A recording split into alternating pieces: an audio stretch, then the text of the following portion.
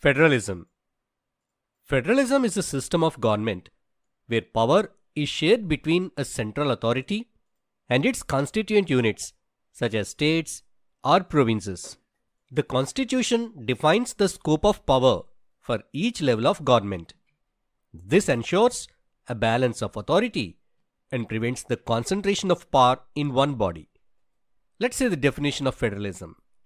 Federalism is a system of government where power is divided between a central authority and various constituent units of the country.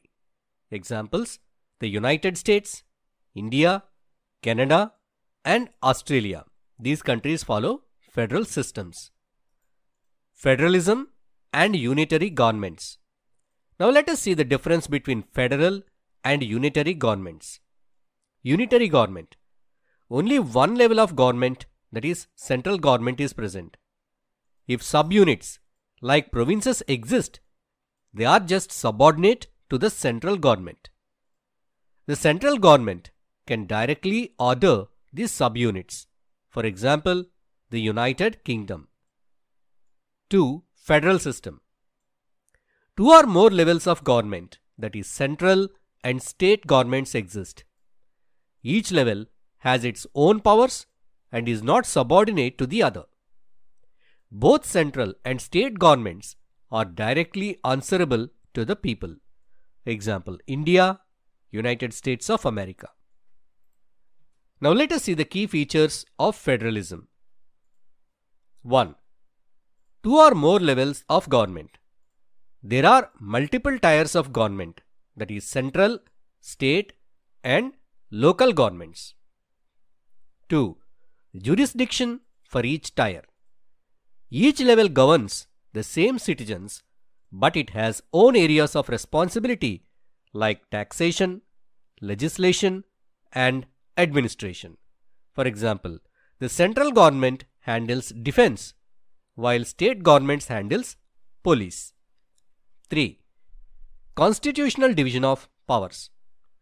The Constitution clearly defines the powers and responsibilities of each level. This ensures that the existence and authority of each tier are guaranteed by law. 4. Constitutional amendments require consent. Fundamental changes in the Constitution need the agreement of both central and state governments. 5. Judiciary resolves disputes. Courts interpret the Constitution and settle disputes between different levels of government. The highest court acts as an umpire. 6. Financial autonomy. Each level has its own sources of revenue to function independently. Now let us look at the objectives of federalism. There are three main objectives. 1. Unity and diversity. Federalism promotes unity while respecting regional diversity. And 2. Power sharing. Governments at different levels agree to share power according to rules. 3. Trust and cooperation. Different levels of government trust each other and work together under the agreement. Now look at the types of federations. 1. Coming together federations. Independent states voluntarily unite to form a larger federation. All states have equal power. For example, USA, Switzerland, Australia. 2. Holding together federations. A large country divides power between the central and state governments. The central government is stronger and some states may have special powers. Examples: India, Spain, and Belgium. What makes India a federal country? India is a federal country due to its constitution, which provides a clear framework for sharing power among different levels of government. However, Indian federalism has unique features that distinguish it from other countries. What are the three lists for power division? The Indian Constitution divides responsibilities into three lists. 1. Union list. It includes subjects of national importance like defense, foreign affairs, and railways. 2. State list. It covers areas of regional and local importance such as police, trade, and agriculture. And the third one, concurrent list. Both levels can legislate on subjects like education and marriage. In case of conflict, the central law prevails. Now let's see what are union territories. In addition to states, India has union territories governed directly by the central government. Examples include Chandigarh and Lakshadweep. Delhi and Puducherry are union territories with legislatures, allowing limited state-like governance. Asymmetric federalism. Some states have special powers due to historical and geographical reasons. For example, Jammu and Kashmir, prior to its reorganization in 2019, it had its own constitution. Northeastern states, they have special provisions exist for protecting their cultural and social practices. One example of special provisions for northeastern states is Article 371A of the Indian Constitution, which grants special autonomy to Nagaland. This provision ensures that no act of parliament related to religion, social practices, customary law, or ownership and transfer of land and resources applies to Nagaland unless approved by the state legislature. This protects the unique cultural and social practices of the Naga people. How federalism is practiced in India? Federalism in India is not just about structure, it's about practice. Over time, the Indian federal system has adapted to challenges and opportunities. Linguistic states. In 1956, India reorganized its states based on languages to accommodate its cultural diversity.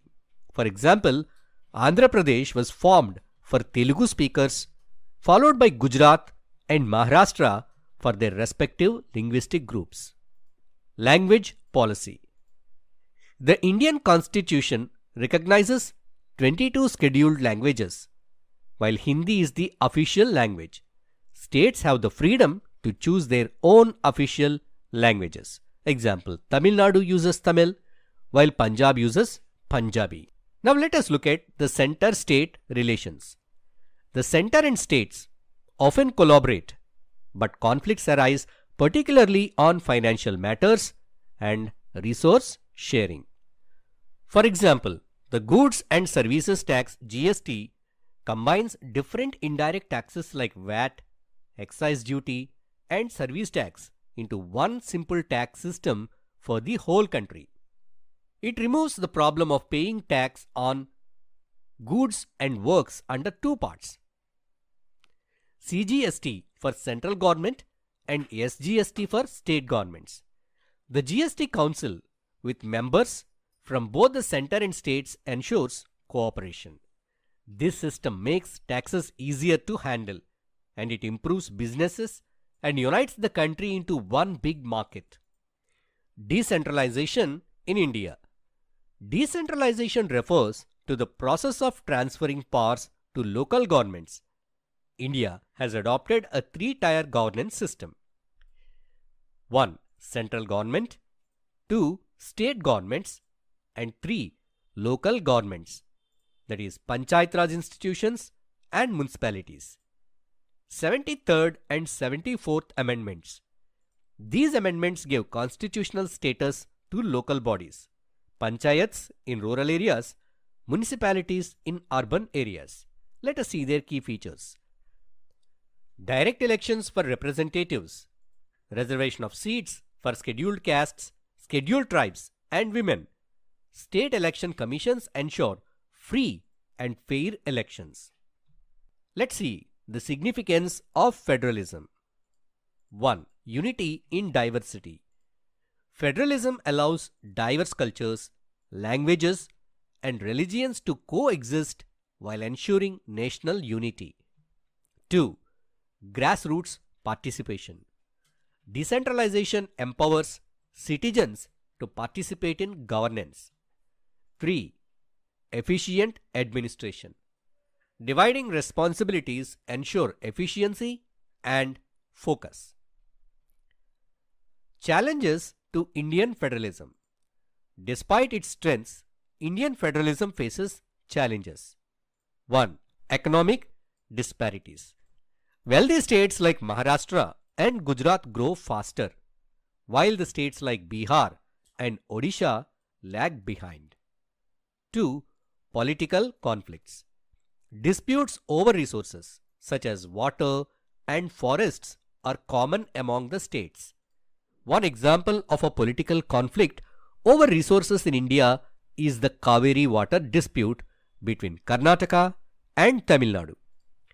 The dispute arises from sharing the waters of the Kaveri river, with both states relying on it for agriculture and drinking water.